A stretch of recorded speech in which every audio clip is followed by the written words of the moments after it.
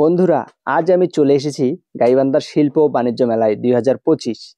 এই মেলাটি শুরু হতেই চারপাশে উৎসবের আমেজ ছড়িয়ে পড়েছে।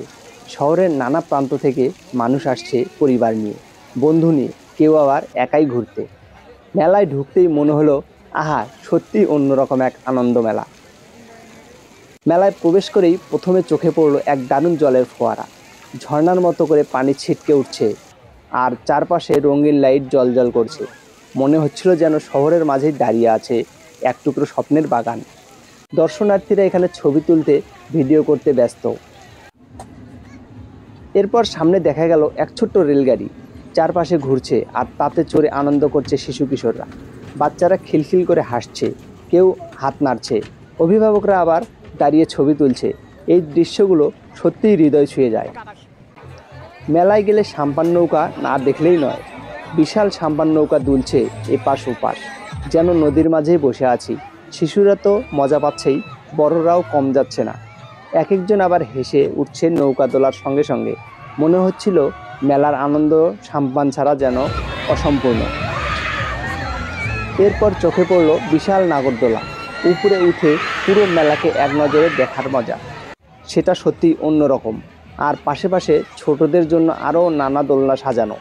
বাচ্চাদের খুশির হাসি যেন পুরো পরিবেশকে প্রাণবন্ত করে তুলেছে। সবচেয়ে রোমাঞ্চকর অংশ ছিল ভূতের বাড়ি। বাইরে থেকেই ভৌতিক সাজসজ্জা, ভিতরে ঢুকতে অন্ধকার, রহস্যময় শব্দ আর ভয়ঙ্কর আবহ।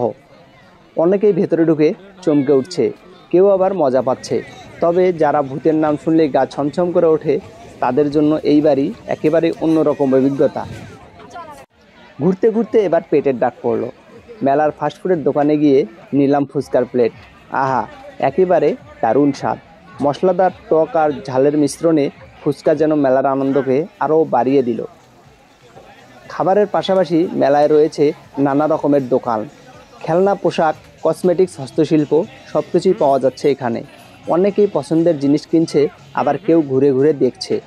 ক্রেতা বিক্রেতার কোলাহল পুরো পরিবেশকে করে তুলছে আরও জমজমাট। এত ঘোরাঘুরি শেষে অবশেষে মেলা থেকে বেরিয়ে আসছি। মনটা ভরে গেল আজকের এই আনন্দময় অভিজ্ঞতায়। যারা এখনও আসেননি, আমি বলবো অবশ্যই চলে আসুন গাইবান্ধার এই শিল্প ও বাণিজ্য মেলা 2025-এ। একদিন ঘুরে গেলে আপনাদেরও মনে হবে সত্যি অন্যরকম এক অভিজ্ঞতা। ভিডিওটি ভালো লাগলে একটি লাইক দেবেন এবং কমেন্ট করে জানাবেন। আজকের মতো আমি বিদায় নিচ্ছি, বিপুল সাহা। দেখা হবে নতুন কোনো ভিডিওতে, নতুন কোনো ভাবনায়। সে পর্যন্ত সবাই ভালো থাকবেন, সুস্থ থাকবেন, অনেক অনেক হাসবেন।